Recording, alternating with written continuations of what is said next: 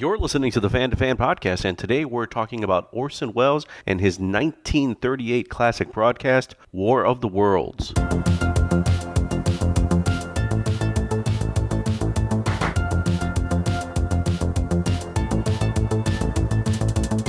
Welcome to the Fan to Fan podcast. This is your host, Bernie Gonzalez, and I am here yet again with fellow fan, comedian, podcaster, hobo with a harmonica, Chad Lind. Chad, what's going on? Thanks for saying harmonica. I thought you were going to say something else, but thank you.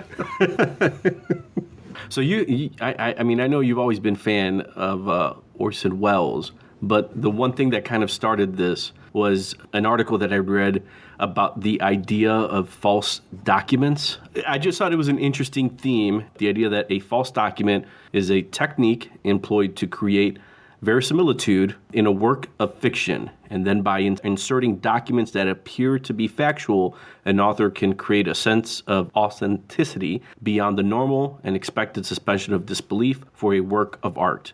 Something kind of neat to maybe play off of, and especially when I think probably one of the better examples of that is War of the Worlds. But stuff like Dracula and Frankenstein and how they would throw in excerpts from journals and diaries and letters to make the things feel like they were more real, like they were inspired by real events. But the idea that all these perceived things like police reports or newspaper articles or journals and diaries are really just all creating what seems to be like a perceived truth in the theater of the mind. It's not really real. I did not know, and I don't know if you've read the Stephen King book, Carrie? Yes. Do you recollect that Stephen King put in there excerpts from a fictional committee's findings on the events and excerpts from a book that was titled The Shadow Exploded to flesh out the events of Carrie? I have a vague memory of that. Okay. But I think because the rest of the work itself was so obviously, or at least when I read it, it was so obviously a work of fiction that I saw it as just kind of like an intelligent technique. Okay. And I know you're a big fan of Spinal Tap. Yes. And I've always been a big fan of Spinal Tap and the lesser-known Fear of a Black Hat. Yes. Do you remember that one? I mean, all those mockumentaries kind of do the same thing where they play around with the idea of creating a truth, but it's a fake truth, and they make everything seem so real and adding that verisimilitude that they mentioned in that Wikipedia definition that kind of makes all of it feel right. So some of the ridiculous and outrageous elements don't seem as outrageous because you feel like you got a little ounce of truth. Right. It's really easy to create that type of film. I mean, not that it's easy to create it and make it entertaining and make it believable, but it's really easy to do that under the concept of the documentary format. Like the Spinal Tap is clearly a documentary. Even the way that Christopher Guest used the Spinal Tap format to then create what became like Waiting for Guffman, and then later on Parks and Recreation and The Office, like this concept of it kind of everything being like in a documentary where there are asides by the cast to talk about stuff. It does create this feeling of it being real, but there's a big difference between that and what Orson Welles did with War of the Worlds. War of the Worlds is a great example of this whole false document thing, and I think the very obvious example, especially in the present day, of false documents are all the found footage movies. So like the Blair Witch Project, The Dark Side of the Moon, Cloverfield, all those hundreds of found footage films that could probably encompass their own episode. And War of the Worlds, an easy one to begin with because it's kind of sets the groundwork for what Orson Welles did and how monumental it was. When's the first time you remember hearing about or listening to the 1938 War of the Worlds broadcast? Let's see. I'm going to say it was probably in 5th or 6th grade for me. And it was one of my teachers played it around Halloween time. Kids would get a little freaked out by it, but I remember thinking, like even back then thinking, oh God, this is so smart. There was something happening. And if I'm being completely honest, one of the reasons that I enjoy being involved in comedy and podcasting and things like that is I really like to, for lack of a better term, fuck with the audience. And that's what I got a lot of that from Orson Welles and also from Monty Python. I would say two of the most influential things that ever happened to me from a watching something standpoint or hearing something was Orson Welles' War of the Worlds, also F is for Fake, which is a movie he did in the early 70s. And then the other one was that one time I was watching a Monty Python TV show, and I was up really late at night on like a Sunday, and the show ended, the credits rolled, and then there was just this shot of the British seaside with like the waves coming in, and you saw the rocks, and it was there for like 25 or 30 seconds. And then John Cleese came in dressed as a conquistador, came in from like the side of the shot, and he just leaned his head and he was like, sorry, we were a little bit short this week. We didn't really have enough material. So this is how the show's going to end. Sorry about that. And then he goes out of the shot, and another 20 seconds goes by, and he comes back and goes, so you can turn off the TV set. There's really nothing else to watch. There's really no more show. And then he leaves, and the whole thing just ends. It fades out on that shot. And I was like, oh, you can do that. Like, oh, you can make people feel like they're watching something that's the performers are aware that they're watching. And again, I think that there is a fundamental difference between it happening in comedy, where they're kind of just poking you with the stick of breaking the fourth wall. And there's a difference between that and then some of the things like War of the Worlds. And, yes. So here, let me give folks a bit of a rundown on War of the Worlds for those that may not be familiar. We are bringing you an eyewitness account of what's happening on the Wilmuth Farm, Grover's Mill, New Jersey. We now return you to Carl Phillips at Grover's Mill. Ladies and gentlemen, am I on? Ladies and gentlemen, here I am, back of a stone wall that adjoins Mr. Wilmuth's garden. From here, I get a sweep of the whole scene. I'll give you every detail as long as I can talk and as long as I can see. Wait a minute, something's happening. Lord, they're turning into flames. So War of the Worlds is an episode of the American radio drama anthology series, The Mercury Theater, that ran for 22 episodes, surprisingly short, from July to December in 1938. It was a weekly hour-long show that presented classic literary works by Wells and the celebrated Mercury Theater Repertory Company, and music was composed and arranged by the great Bernard Herrmann. They performed adaptations of Adventures of Huckleberry Finn, A Tale of Two Cities, The Magnificent Ambersons, Heart of Darkness. So it makes sense that they would move on to adapt a work from H.G. Wells, his 1898 novel titled War of the Worlds, and the War of the Worlds episode aired on Halloween of 1938. The first two-thirds of the broadcast set up in a series of simulated news bulletins, and they suggest that there's an actual alien invasion by Martians that's taking place in Grover's Mill, New Jersey. And then the second part kind of becomes this monologue dialogue. Everything that you hear about the production for Orson Welles, in hindsight, seems like it was something that, while CBS network executives obviously would rather it not have happened because of some of the impact that it had, that Orson Welles was purposely trying to get a reaction in the way he created the production. Yeah, I would agree with that. I think that Wells understood the climate of the United States at the time, which was, we're talking about 1938, so we're talking about a year before the Nazis invaded Poland. There was a lot of fear, especially on the East Coast, that if you were going to have a war, there were going to be people invading, possibly via submarines or whatever, U-boats, crap like that. And there was a lot of paranoia in the air in 1938. And while I don't think that Wells maybe specifically said, gee, this kind of level of whatever, specifically, if I do this, yeah, but I think he kind of knew that if everything goes right, this might get a fantastic reaction.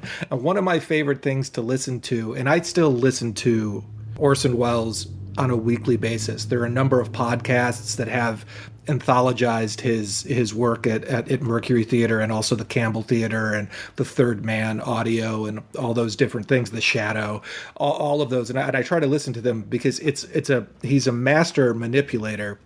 And one of my favorite things is listening to the episodes after War of the Worlds, where he's reading off these like well-written apologies, but he's got this thing in his voice that just lets you know that he's not sorry. And it's just great. It's just awesome. In the research of trying to find out more of the actual impact, because the broadcast has become more famous for allegedly causing mass panic, but the argument is that relatively few listeners were actually listening live. It's not until days after the adaptation. This is a completely different world than the world we live in now, where widespread outrage is really expressed in the media. So you have newspapers saying it's deceptive, stories about CBS executives trying to stop the broadcast after fielding calls from the public, network employees supposedly like collecting and destroying documents and scripts and records of the broadcast right after the show aired so there would not be evidence because, of course, execs were worried about having calls like death, suicides, or stampedes. Or what I thought was interesting, that the future Tonight Show host Jack Parr, he had announcing duties that night for the Cleveland CBS affiliate, and there was a panicked listener that calls into the studio, and Parr attempts to calm them on the phone and says, no, the world's not coming to an end. Trust me, when have I ever lied to you? But just the idea that you have all of these things in the media that are kind of coming together, and there's this alleged massive impact on, that Orson Welles has created because of this broadcast. I thought the best coincidence was the fact that in Concrete, Washington, phone lines and electricity suffered a short circuit at a Superior Portland Cement Company substation, and residents were unable to call their neighbors, family, or friends to calm each other's fears. Reporters heard about that completely coincidental blackout, and that story went all over the news wires, and soon it felt like what's happening in the East Coast in New Jersey is now happening in Washington State on the West Coast. So obviously we're under attack by some force, whether it's the Nazis or whether it's aliens, but something's happening. Yeah, that's an excellent example. It really, at this point in time, radio was still, to a certain extent, it was kind of starting to reach its golden peak, and it really exemplified the power of, as opposed to, say, the fireside chats that FDR would give, and the power of those, and also news broadcasts and things like that. Everyone was using radio for that. And now to have somebody say, we've been doing all these fictionalized we read, sometimes we do Shakespeare plays, sometimes we do a popular novel, the Campbell Playhouse, the Mercury Theater, all of these acting troupes that are on the radio with bands in the studio and it being done live. And, so it's not that there are no edits, there's no anything, it's just happening. For Welles to go, well, wait a second, what if what we did in the studio live, this world we created, what if it got mistaken for what was actually happening? And that's just that's the birth of an entire new thing. I love there was a series of questions that I read. They asked him after the fact, and the question was, were you aware of the terror such a broadcast would stir up? But then Welles says, definitely not. The technique I used was not original with me. It was not even new. I anticipated nothing unusual. Then followed up with, should you have toned down the language of the drama? And he has the best response here. No, you don't play murder in soft words. Just a great, calculated, tactical response after I read within 3 weeks, newspapers published almost 13,000 articles about the broadcast. 2,000 letters had been mailed to Welles and the FCC complaining about it.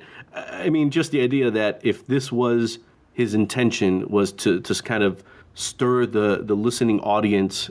There wasn't much of a listening audience. I read that only when they did a survey after the fact, of the people that they interviewed, only 2% had actually heard the radio played live. But in any case, the idea that 2% was then reflected to 200% in the media, and then people were just angry because they felt that they were being deceived, that they were being taken advantage of, that they were made to panic or could have been made to panic. And just the idea that all of this was created in a way that it was done in a way to simulate a real broadcast, because of course, we trust radio and that's how we get our information in the late 30s into the 40s. So, you're basically fucking with us and we have to call you on this. And like you said, the smirk that Orson Welles must have had in each of those apologies and in any type of interview where he would have just been like, oh, no, not my intention at all whatsoever. Really? You guys fell for it? Really? Oh, okay. All right, sure. That's fine. I mean, the idea that you've got all these people in an hour that are traveling long distances, and you've got the military mobilizing, you've got cabinets meeting happening, you've got all these battles happening. You guys really accepted it? I mean, never stepping away logically and realizing this couldn't have happened. People can't travel from New Jersey to the middle of New York City in less than an hour's time and have all this stuff happen. But okay, sure, that's fine. I'm sorry. Yeah. And I still meet people who've had experiences, bitter or otherwise, as a result of our little experiment in broadcasting. Just the other day I was coming here to England, and some people were in the next compartment on the boat. The boat train said to me, there you are, Orson. Well, you sure scared us. We were on our honeymoon. Well, my wife and I had a little portable radio. We were out there by the lake and heard what you said. We come right back home. That spoiled the honeymoon, but glad to see you, Orson. That kind of thing has followed me all over the world since then. And a lot of people wanted to know what to do. As a matter of fact, they were phoning us from all over the place, some of them reporting that they'd seen Martians landing in their backyards, asking for advice. And there were others that claimed to have been attacked personally by Martians. The whole experience was extremely intense. I suppose we had it coming to us because, in fact, we weren't as innocent as we meant to be. I think another thing that speaks to this is that I understand that we're a long time away, and a lot of people listening to this don't even really know who Orson Welles was. But they also don't know who we are. FR. Right, they don't know who we are. They will soon after the murder spree. But you heard it here first, folks. You heard it here first. Murder spree, Chad Lynn. This just in. But Orson Welles loved to fuck with people. He loved to fuck with authority. He liked to absolutely mess with the power structure.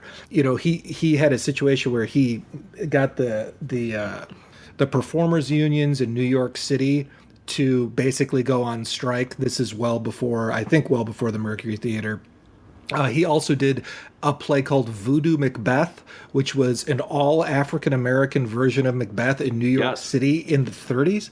He was a child prodigy, or I guess that's what you just are. He was a prodigy when it came to performing and theatrical stuff. But even after War of the Worlds, he also... His most famous film, and arguably the greatest film ever made in a number of different ways, is Citizen Kane. And people don't realize what an absolute middle finger up in the face of William Randolph Hearst that was. And that guy was, you can't think of someone as powerful as William Randolph Hearst media-wise now. Like, even if you say, Rupert Murdoch or Roger Ailes, it's still not the same thing. This Hearst was in charge of all of the papers in the United States for a very, very, very long time. And Welles comes and makes this quasi-documentary, fictional, about using details of Hearst's life, really unsavory details of his life, to make this riveting drama.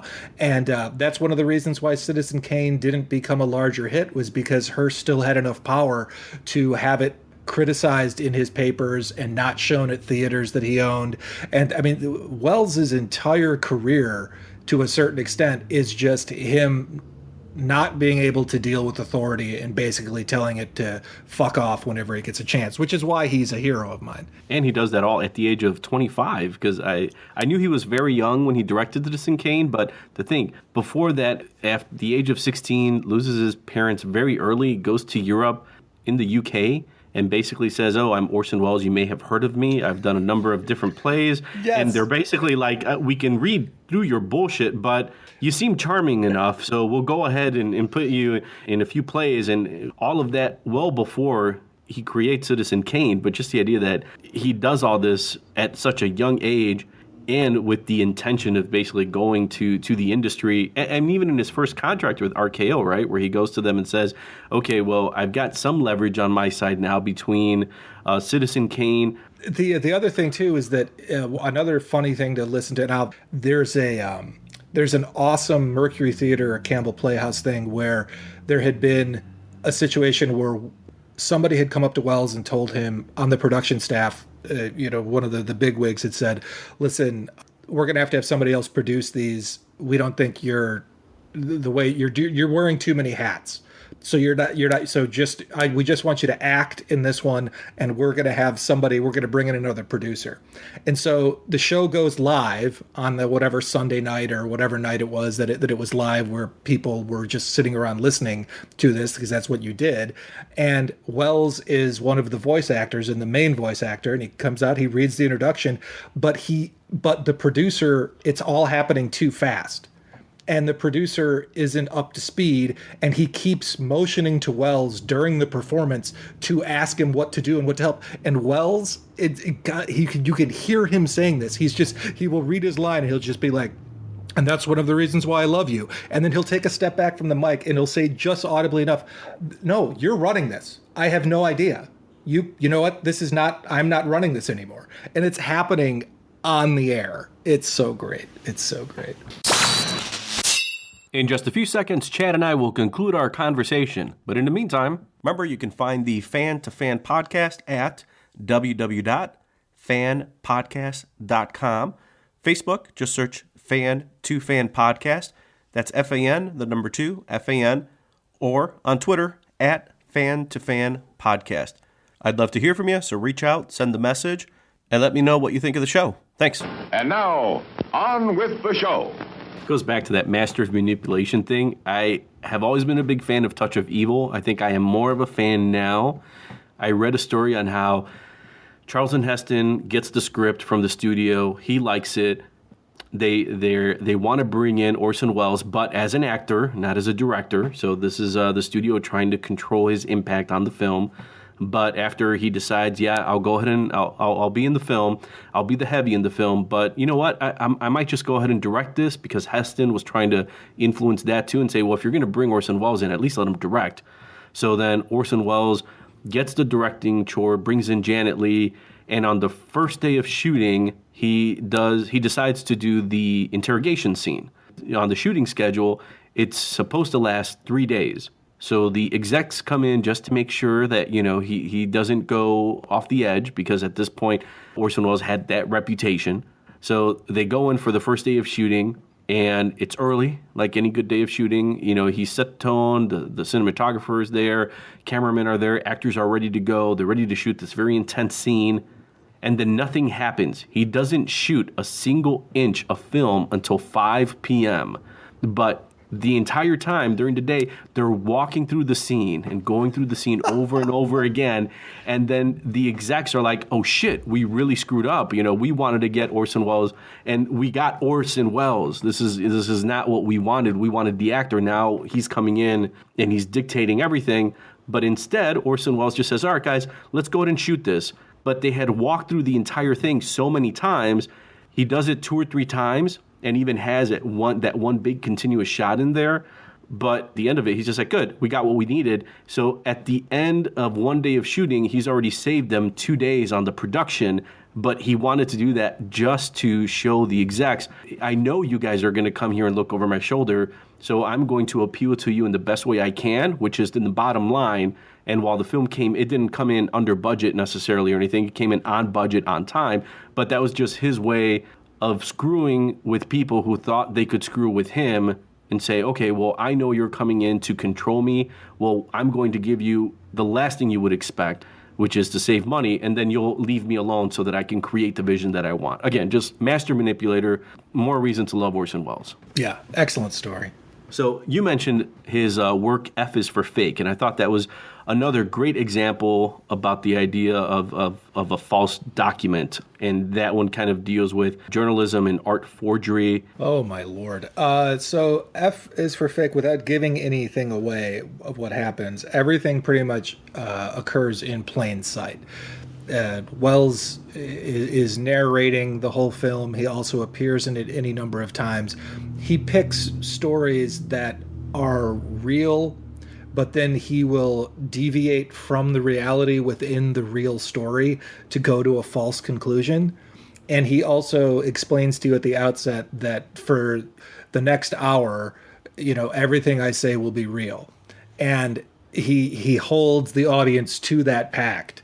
So it's very, very, very interesting film. He starts out the film as a magician of sorts, and it's just this kind of really brilliantly edited group of scenes to make you realize that the reality that you are in while you're watching this is not the reality you're used to. And it's not going to be like, oh, all of a sudden we're in space and there's three-eyed googly men and blah, blah, blah, blah. No, it's like, this is just what the art of film is.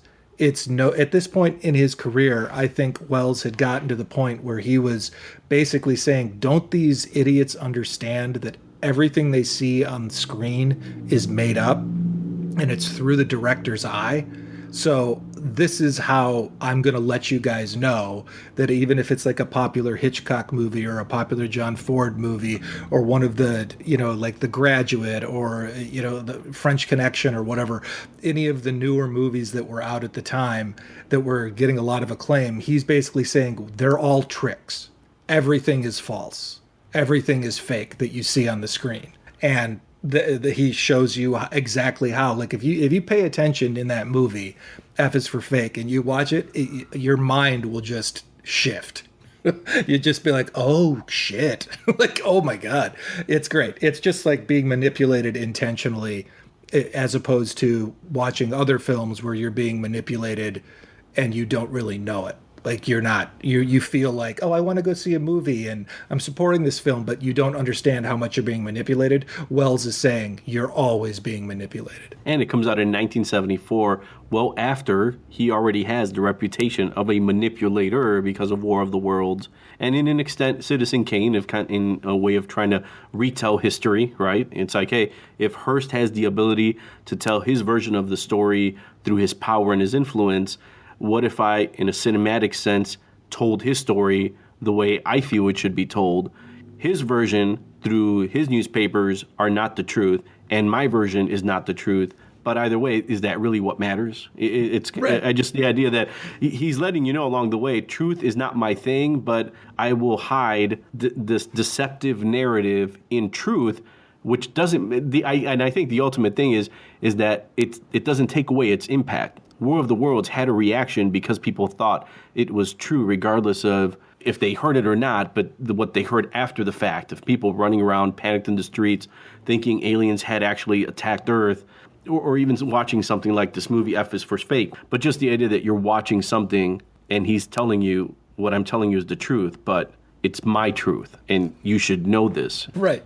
In a way, he's actually being more honest than most people in media. He's telling you I'm lying to you, but at least I'm letting you know I'm lying to you, right? When we did the Martian broadcast, we were fed up with the way in which everything that came over this new magic box, the radio, was being swallowed. People, do suspect what they read in the newspapers and what people tell them, but when the radio came, and I suppose now television, anything that came through that new machine was believed. So in a way, our broadcast was an assault on the credibility of that machine. We wanted people to understand that they shouldn't take any opinion predigested, and they shouldn't swallow everything that came through the tap. It's just kind of sad to see that he's gotten his due, to say the least now, but that during his time he didn't. So much so that he kind of retreats to South America, comes back for Touch of Evil, disappears. Was F for Fake shot in South America? A lot of it. In Europe and South America. And, actually a lot of it is in Europe. Most of it, I think, is in Europe. And at one point he's married to Rita Hayworth, but ends up dying alone at his typewriter. I mean, just the idea that you think, it's like, all right, this guy started all of this. At 16, he's doing this. He's being called a prodigy. I mean, just the idea of someone calling you a prodigy and having to deal with that weight, creating something that may not have been financially well received, but critically well received, and maybe critically achieved, because if you read a lot of the reviews for War of the Worlds, a bit after the fact, but even Citizen Kane, it's people were kind of like, yeah, there's something there, and maybe we as reviewers really we don't know how to review this yet because we're not ready for this. Maybe for the same reason that the audience isn't ready for this. This is too self-aware. It's too self-aware of media and its power and its impact, and the idea that you can be in a way it just echoes back to me the idea of like, this may sound derogatory, but it's not meant to be. But just the idea of like the charlatan, like selling snake water in like the Old West era, going town to town and basically saying, I'm selling you water, but I'm going to give you this great story on this soapbox that's going to make it seem like this thing in this bottle can cure whatever you have. And if you decide to give me $1 for this water, then really what you're paying is for the story that I'm giving you. And then the water really is kind of incidental. So it just has that idea of Orson Welles doing the same thing, which is, sit down for the story, because that's kind of the most important part, maybe, or maybe the opposite. The story is not so important. It's the impact after the fact. That's going to be the most important thing. But just a lot of self-awareness in the act of producing something. Yeah, that's very well said. There are people who are ahead of the curve when it comes to stuff. There are musicians and there are columnists and writers and people who they're able to kind of do things well ahead of when everybody else is doing them. But most of those people don't also have mad, crazy skills in their chosen field. Like you can argue that Jules Verne, while he's ahead of the curve with his ideas, is not a particularly great writer. You can argue the same thing about certain musicians in the 60s and 70s who were heralding in like certain types of music, that will become much more vital later, like punk and things like that. And they're good, but they're really, the thing that's great about the recordings is that they're so far ahead of their time, even though maybe they're not the best musicians. Wells is all of that. He's a brilliant filmmaker, he's a brilliant writer, he's a brilliant actor, and he's ahead of the curve with his ideas. And that's really rare. Ladies and gentlemen, due to circumstances beyond our control, we are unable to continue the broadcast from Grover's Mill. Evidently, there's some difficulty with our field transmission. However, we will return to that point at the earliest opportunity. In the meantime, we have a late bulletin from San Diego, California. Professor Indelkoffer, speaking at a dinner of the California Astronomical Society, expressed the opinion that the explosions on Mars are undoubtedly nothing more than severe volcanic disturbances on the surface of the planet. We continue now with our piano interlude. That's it for this episode. Tune in next time for more fan-to-fan conversations on the Fan-to-Fan podcast. Thanks for listening. You see? Your stupid minds. Stupid!